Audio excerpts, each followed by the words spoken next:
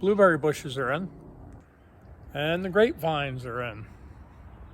And those projects literally almost killed me. Stick around to find out why.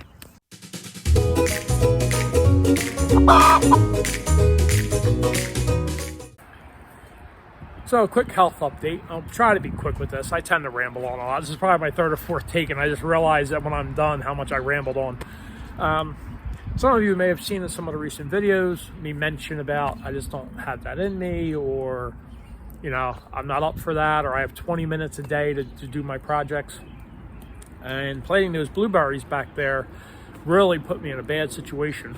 So I wanted to kind of give you guys an update on what's been going on with me, and I'll try to keep it as brief as possible. So I noticed a lot of weight loss not long ago, and starting to get really weak. And I realized most of the weight loss was muscle mass. And it came to a point where things were getting very toxic, to say, at my job of 27 years. And a lot of divide and political stance going on in the country caused it to not be a very welcoming environment anymore. So I realized that I really couldn't be lugging refrigerators and washers and dryers up and down steps. Even though I was the boss, and I'd been the boss for 24 years of the 27 I was there, I still did a lot of the heavy lifting because I'm Big Dan Bates, I'm the big guy. I'm the one who has to come and rescue everybody else. But I realized I was just getting weaker and weaker. So I left that, and I thought, you know what? I've always been kind of interested in truck driving. I went and got my CDL. And while I was in class, I started noticing by the end of the day, my legs were just giving out on me. I said to my wife, it's probably because I'm standing all day. Once I'm driving, it'll be better. So I got my first contract driving. It was like a summer help job where I was basically bringing empty containers from Egg Harbor City over to Philadelphia and bringing full containers of food on big refrigerated boxes back to Egg Harbor City for the next morning to be delivered all along the Jersey Shore, from Cape May all the way up to Tom's River. Every restaurant, boardwalk, pizzeria, you name it, every bar, tavern, they all got their food from Cisco. And I did that. It was a 3-month contract. By the end of that 3 months, I noticed it was getting worse. I was falling. I was literally falling out of the truck, or I'd be walking across the parking lot. My legs would just shut off, and I'd go to the ground. So I said to my wife, before my next contract, I really want to get this looked into and figure out what's happening.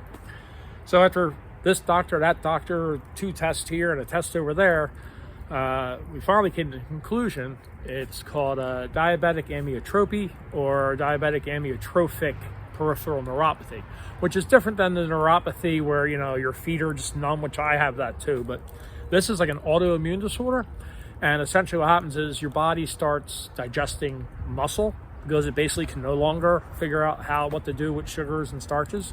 So it starts going after your muscle and your cartilage and all those little pockets of cortisol that your nerves communicate through to the muscles. And because of that, it's like the nerves themselves just aren't communicating properly. I'm at my little campfire here. I'm getting some ambers. Aren't communicating properly. So it's my legs will just give out on me. And if I push myself more than, say, 20 minutes, or depending on how hard those 20 minutes are, I mean, I could putt around the yard picking up twigs for an hour. But if I'm working for 20 minutes, I'm in bed for a day or two. Well, that blueberry project, I really overextended myself.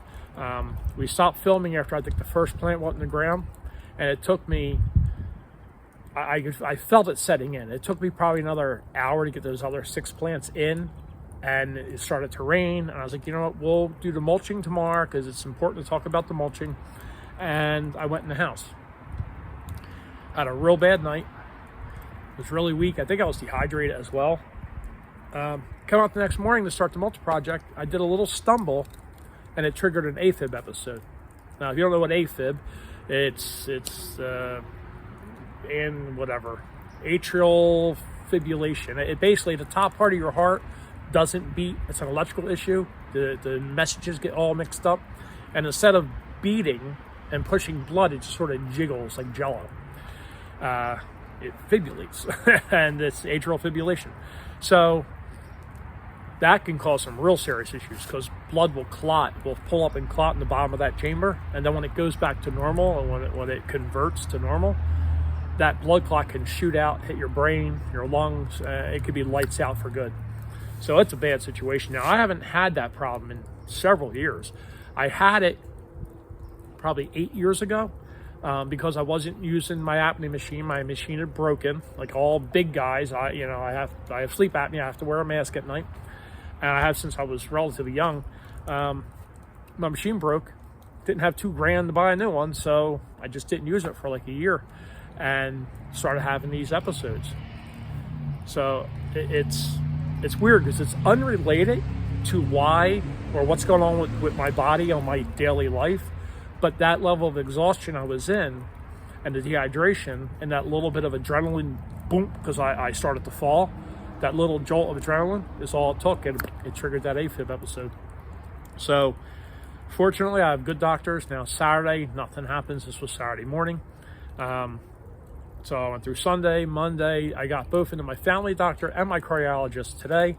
And I had old, like 5-year-old blood thinners and something called Cardia or Diltiazem. And what that is, that slows your heart, because if your heart races, it can trip and go into AFib. And the blood thinner keeps those clots from forming. So much for a smokeless fire pit. The problem is I got a big log in there. I think it's a little wet, and the fire's starting to die down, and I'm not stirring the embers enough. Anyway, so I got in because I had the blood thinner and the thing that kept the heart at a normal, kind of a slower rate. I was able to wait. I didn't have to go to the hospital for 3 days. I was able to wait till I saw my doctor. He gave me the Flecainide or Tambicor, which is what actually fixes the rhythm. And within 45 minutes of taking that tonight, my heart's back to normal. Praise Jesus. He got me through, and we got there. And so that's the gist of it. So I'm dealing with some issues from diabetic. It's like an autoimmune caused by diabetes combined with my Lyme's, which is the one issue. And then now I got to be careful that I don't re-spark another AFib situation. But listen to your bodies. And if you know you're not supposed to be doing something, don't do it. I was a little foolish. I was a little overzealous. I sometimes I forget I'm half the man I used to be, but still twice the man as most. But I forget that, and sometimes I'm stubborn. If I'm having a good day, and I feel like I can do stuff, sometimes I'm too dumb to stop while I'm ahead. And that shut my body down, which made me vulnerable to, now I know, AFib. So I won't be doing that again. Because AFib can literally kill you in a matter of, a day if it's not regulated properly. Luckily, I have the equipment, and now I have new medicines, so I'm good with all that. But I just wanted to give you guys a little peek into kind of what's going on. If you hear me mention this stuff, I try not to play the victim or be a crybaby about it. I just sometimes feel like I have to explain, well, normally I would just do this, but because I said I'm not the man I used to be, but through the power of God, I'm here and I'm able to do this stuff, and we're going to get this homestead started. Now, I'm not currently working. I can't with this, and I also am not collecting any type of state assistance because, I worked my whole life, and they're like, well, you can just find something else. We don't think that you're disabled, but it's fine by me. I don't want to be labeled disabled.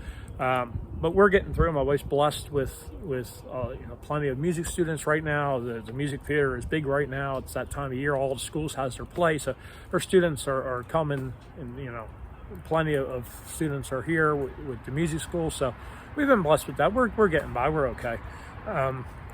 But we're trying to get this little backyard homestead going, so we'll be having some seed starting videos, and the chickens, the girls will be coming home this coming Friday, March 24th.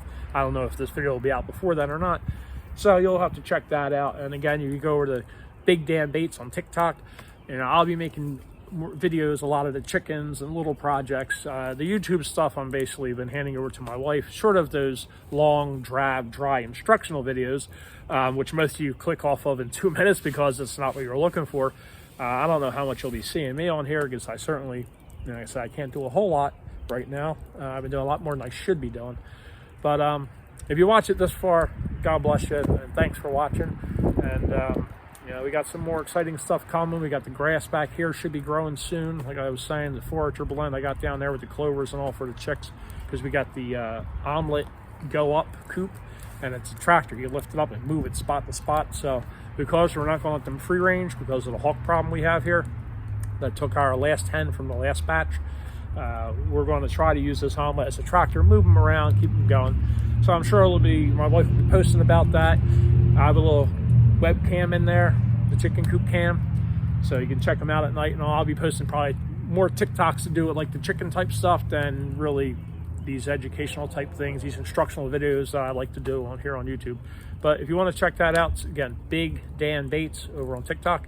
And I have Harry and Henderson Sasquatch head as the image. You can look for that. As you can tell, you can probably see little George right here. He's now the guardian of the garden back here because we're not really traveling, so I don't have him in the camper. He's just set up in the yard to my little Sasquatch statue. If any of you guys watch our travel video, you know little George is. But yeah, so if you want to check that out, and we'll have more content coming. And I hope the stuff we're making is of a decent quality and giving you guys information that you want or you're looking for. And if you waited this long, again, thank you for your patience. If you made it this far into the video, and thank you for your patience as the channel evolves and changes. Like every season, it seems like we're up to something else. There's even some weird ASMR stuff somebody like hacked us and put in there. I don't know what happened to that, but thank you guys for watching. Have a wonderful spring. It's the first day of spring here, and a wonderful summer. And hopefully we'll be seeing you guys soon with some more videos. All right, thanks.